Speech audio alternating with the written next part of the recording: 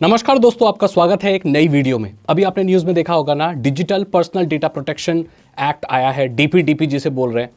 तो ये digital personal data protection act है क्या, कैसे काम करता है? बहुत सारे लोग बड़ी बड़ी वीडियो बना रहे हैं, कुछ इजीली एक्सप्लेन नहीं कर रहे।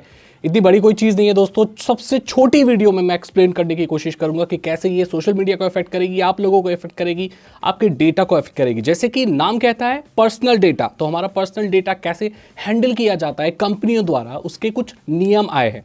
सबसे पहला नियम है जो ये कहता है कि आपका डेटा क्या कलेक्ट किया जा रहा है और क्यों कलेक्ट किया जा रहा है, इसकी जानकारी किसी भी कंपनी को देनी होगी जो इंडिया में काम कर रही है या इंटरनेट पे आप कहीं पर रजिस्टर कर रहे हो, सोशल मीडिया हो, कोई गेम हो या कहीं पर भी अगर आपका डेटा कलेक्ट किया जा रहा है, आपकी जानकारी ली जा रही है, तो उसको बताना होगा कि वो क्या क्या डेटा कलेक्ट कर रहा है आपका और उसकी वजह क्या है, क्यों कर रहा है। दूसरी चीज ये है कि उस डेटा को इस्तेमाल करने से पहले वो आपकी परमिशन लेगा और विदाउट परमिशन आपके डेटा को कहीं और इस्तेमाल नहीं किया जा सकता। ये पहला पॉइंट। दूसरा पॉइंट ये है कि अगर डेटा किसी बच्चे का हो या 18 साल से नीचे के किसी का हो, तो उसका डेटा इस्तेमाल करने से पहले उसके पेरेंट की परमिशन लेनी होगी। यानी कि कोई माइनर है, सोशल मीडिया पे आ जाता है, आपको पता है ना, फेसबुक पे आने के लिए 13 साल से ऊपर होना जरूरी है, बच्चा भी आ सकता है, लेकिन उसका डेटा तो भाई वो उसके डेटे का मालिक नहीं है, उसका पेरेंट, उसका गार्जियन, उससे परमिशन लेनी होगी, अन्यथा आप उसके डेटा को इस्तेमाल नहीं कर सकते।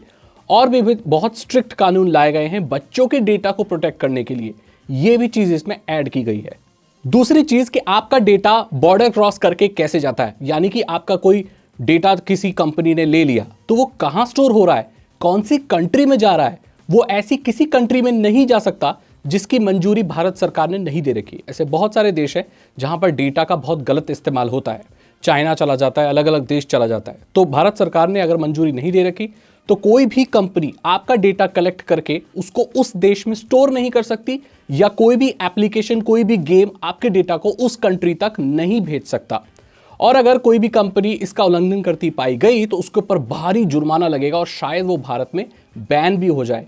कोई फर्क नहीं पड़ता वो कितनी बड़ी कंपनी है, अगर इसका उल्लंघन किया तो वो बंद हो जाएगी भारत में। अगला रूल ये कहता है कि कोई भी कंपनी आपका डेटा ले रही है तो आप उससे डिमांड कर सकते हो कि उसके पास आपका क्या क्या डेटा है। जैसे सोशल मीडिया कंपनी है, गूगल है या कोई भी कंपनी है, आप उससे पूछ सकते हो कि मेरे बारे में आप क्या क्या जानते हो, मेरे बारे में कौन सा डेटा, कितनी डिटेल आपके पास है, और वो उन्हें प्रोवाइड करनी पड़ेगी। और अगर कोई इनएक्यूरेट डेटा किसी कंपनी के पास है तो उसे आप करेक्ट करने के लिए भी बोल सकते हैं। इस चीज का भी प्रावधान वहां पर ऐड किया गया है। नोटिफाई करना पड़ेगा कि वो आपका डेटा कलेक्ट कर रही है और किस तरीके का डेटा कलेक्ट कर रही है। आप चाहें तो उनको रिक्वेस्ट भेज सकते हैं कि वो आपका डेटा डिलीट कर दे। गेमिंग कंपनियों के लिए भी बहुत ज्यादा स्ट्रिक्ट कानून है, क्योंकि वहां पर बच्चे भी इन्वॉल्व होते हैं, कि उनके डेटा को बंद कर दे, हटा दे, वहां से अपने सर्वर से डिलीट कर दे अगर वो बच्चा अपनी आईडी वगैरह डिलीट करता है। तो ओवरऑल ये आपके पर्सनल डेटा को बचाने के लिए एक नियम लाया गया है। अभी इसका ड्राफ्ट आया है और शायद 1 महीने ये ड्राफ्ट रहेगा। सजेशंस ओपन है, आप चाहें तो इसमें सजेशंस दे सकते हैं सरकार को, देन फाइनल कानून ये बन जाएगा। मेरी नजर में ये एक बहुत अच्छी चीज है। अब ये इतनी बड़ी चीज क्यों है? ये इतनी बड़ी चीज इसलिए है क्योंकि बहुत सारी कंपनियां सस्ते सर्वर्स को हायर करती है, यानी कि ऐसे सर्वर्स लेती हैं जो चाइना में होती है, सस्ते मिलते हैं। तो इससे क्या होता है कि वो अपनी सर्विसेज बहुत सस्ते में प्रोवाइड कर पाते हैं, उनकी मजे से कर पाते हैं। क्योंकि बाहर ऐसे देश में करेंगे जहाँ महंगे हैं, वहाँ तो बहुत सर्वर महंगा मिलता है, लेकिन चाइना वगैरह में सस्ते सर्वर ले लेते हैं।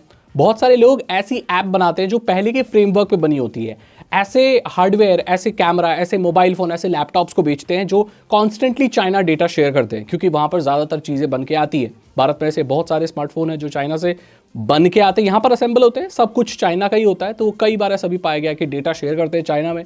ऐसी बहुत सारी स्मार्ट वॉचेज़ हैं, बर्ड्स हैं, और ऐसे बहुत सारे डिवाइसेज हैं जो चाइना से बन के आते हैं, और उनमें जो सर्वर और चीज़ें इस्तेमाल हो रही हैं वो चाइना की इस्तेमाल हो रही थी, उनके पर तबाही मच जाएगी।